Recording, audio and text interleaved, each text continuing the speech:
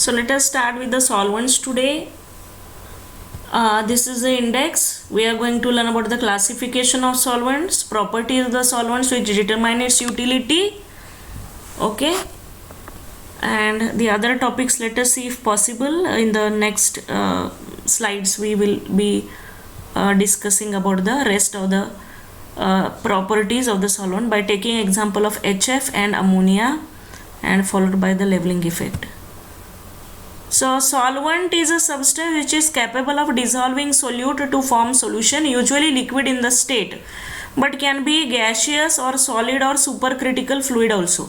Most of the chemical reactions takes place in the aqueous solution, as most of the solutes are soluble in water, but there are some solutes which are insoluble in water, hence reactions cannot be carried out in the aqueous solution and can be only studied in non-aqueous medium. So substances which are soluble in water, reactions can be carried out in the aqueous solution and can be studied in the aqueous solution, but there are few reactions which cannot be carried out in the aqueous solution, so they have to be studied in non-aqueous medium. Hence properties of the solvents are very crucial to decide the success or failure of the chemical reaction. So in the given solvent, if the solute is insoluble, you cannot carry out the reaction. It is as simple as that.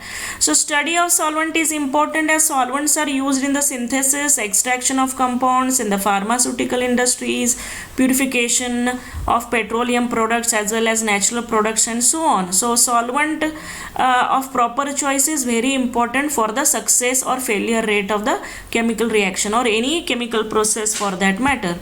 So let us see classification of solvents. So solvent can be classified based upon the proton donating and accepting ability, protic or protonic solvent and aprotic solvent. So protic solvent further protogenic or acidic, protophilic or basic, amphoteric or amphiprotic, that which shows the dual nature. Second classification is based upon the polar and non-polar nature. Here it is classified as polar solvent and non-polar solvent.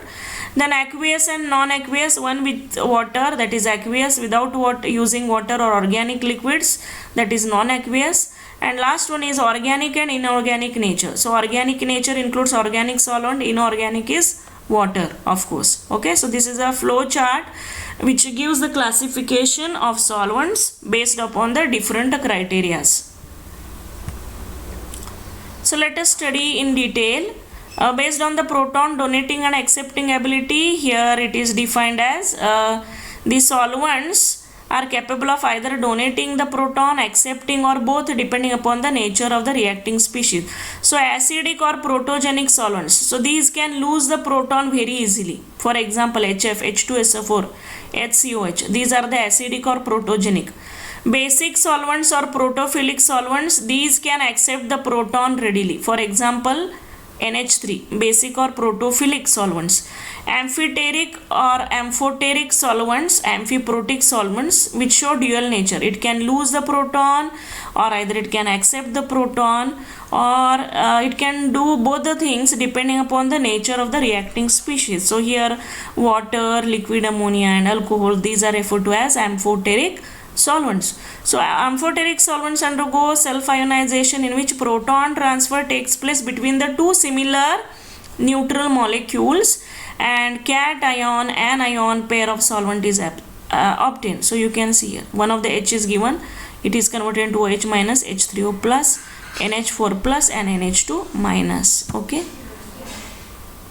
So second one is non-protic or protonic solvent. Non-protic or protonic solvent, these can neither lose or gain because these are the organic solvent, benzene, carbon tetrachloride, chloroform. Okay. Based on the polar and non-polar nature of the solvent, so ionizing or polar or ionic solvent, these have high polarity, high dielectric constant. They dissolve ionic compounds and initiate the ionic reaction. Solvent molecules undergo self-ionization. And tend to associate due to dipole-dipole interaction. So protonic solvents show hydrogen bonding. Water, NH3 and HF. These are all ionizing, ionic or polar solvents. So these have high polarity, high dielectric constant. So they dissolve ionic compounds and initiate the ionic reaction. So solvent molecules undergo self-ionization and tend to associate due to dipole-dipole interaction. So protonic solvents show hydrogen bonding. So non-ionizing or non-ionic or non-polar solvents, these solvents have low dielectric constant values. They cannot dissolve the ionic species. Hence, they cannot initiate the ionic reactions. So, non-ionizing, they cannot initiate ionic reaction but can dissolve the non-ionic compounds such as, so these include benzene, carbon tetrachloride and chloroform, all organic solvents. So, they can dissolve the covalent compounds and not the ionic compounds. Aqueous and non-aqueous solvents. So water and other than water. Organic and inorganic solvents. Solvents which contain carbon atom are organic solvents. Benzene, carbon tetrachloride, chloroform. Which do not contain carbon are inorganic solvents. Water, liquid ammonia, HF. So this is how we end up with the classification of the solvents.